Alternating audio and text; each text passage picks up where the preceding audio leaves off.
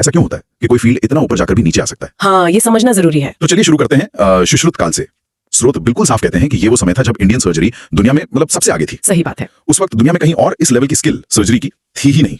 ये अपने आप में आप सोचिए कितनी बड़ी बात है। बिल्कुल, ये तो कमाल की बात है। उस समय के हिसाब से तो बहुत ही आगे थे हम। और यहाँ ना बात और भी मजेदार हो जाती है जब हम उस समय के भारत को देखते हैं। अच्छा। स्रोत बताते हैं कि भारत तब एक बहुत प्रॉस्परस समृद्ध देश था। राजाओं का, वैज्ञानिकों का, सबका ध्यान था चौतरफा विकास पर। हाँ, ये जरूरी पॉइंट है। ऐसा नहीं कि सिर्फ एक ही चीज चल रही थी, मतलब मेडिसिन तो थी ही, साथ में गणित, भाषा, केमिस्ट्री, एस्ट्रोनॉमी, सब में जबरदस्त काम हो रहा था। जी। माहौल ऐसा था कि सोचिए दुनिया भर से स्टूडेंट्स यहाँ आ रहे थे सीखने। हाँ, नालंदा, तक्षशिला जैसे सेंटर्स थे। तभी तो वो सोने की चिड़िया वाली बात आती है। ये सिर्फ पैसा नहीं था, ये ज्ञान की भी समृद्धि थी। बिल्कुल सही कहा आपने। और ये जो बाहर से छात्र आ रहे थे, ये दिखाता है कि भारत की ग्लोबल रेपुटेशन क्या थी उस समय। ज्ञान का केंद्र माना जाता था। हाँ। और स्रोत इस बात पर जोर देते हैं कि सर्जरी की ये जो तरक्की थी ना, ये कोई आइसोलेटेड घटना नहीं थी। ये अलग से नहीं हुई। अच्छा। ये उस पूरे माहौल का, उस इकोसिस्टम का नतीजा थी, जहाँ समृद्धि थी, राजाओं का सपोर्ट था और साइंस को लेकर एक पैशन था, एक जुनून था। ये दिखाता है कि कैसे समाज की ओवरऑल तरक्की साइंस की किसी खास ब्रांच की तरक्की को सीधे सीधे असर करती है।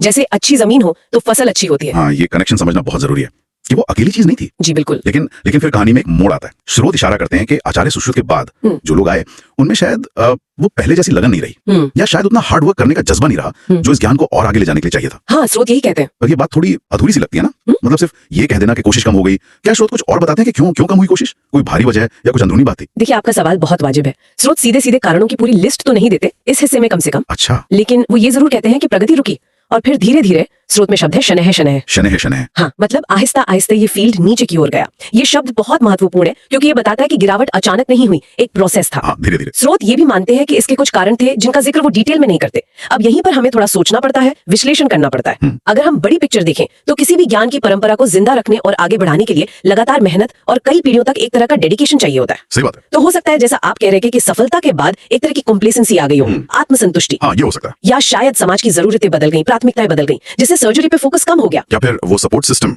जो पहले था राजाओं का, वो कम हो गया हो। बिल्कुल, संस्थागत समर्थन में कमी आई हो। ये सब संभावनाएं हैं। स्रोत हमें इन सवालों के साथ छोड़ देते हैं। तो मतलब कुल मिलाकर हमने ये देखा कि कैसे एक खास समय में जब सही माहौल था, लोगों में लगन थी, तो भारतीय सर्जरी अपने शिखर पर पहुंची। जी। और इसका आधार सिर्फ टेक्निकल स्किल नहीं था, बल्कि एक पूरा सामाजिक और वैज्ञानिक माहौल था। हाँ, एक ब्रॉडर कॉन्टेक्स्ट था। लेकिन फिर जैसा स्रोत कहते हैं, शायद वो निरंतरता, वो परिश्रम, इसकी कमी हुई और वो बढ़त धीरे धीरे खत्म होती गई। सही कहा। और ये हमें एक बड़े सवाल पर सोचने पर मजबूर करता है। ये सिर्फ प्राचीन भारत या सर्जरी की बात नहीं है। आखिर वो कौन सी वजह होती हैं जो किसी भी बहुत एडवांस्ड ज्ञान प्रणाली को या सभ्यता को उसके पीक पर पहुंचने के बाद ठहराव या फिर पतन की तरफ ले जाती हैं? ये बहुत गहरा सवाल है। क्या ये हमेशा अंदरूनी कारण होते हैं, जैसे हमने कहा आत्मसंतुष्टि, कोशिश में कमी, या फिर बाहरी फैक्टर्स ज्यादा बड़ा रोल निभाते हैं, जैसे आक्रमण या स्थिरता? हाँ, वो भी हो सकता है। स्रोत में जिन अनकहे कारणों की तरफ इशारा है, उन पर सोचना शायद हमें ज्ञान और प्रगति के इस उतार चढ़ाव वाले चक्र को बेहतर ढंग से समझने में मदद कर सकता है। बिल्कुल।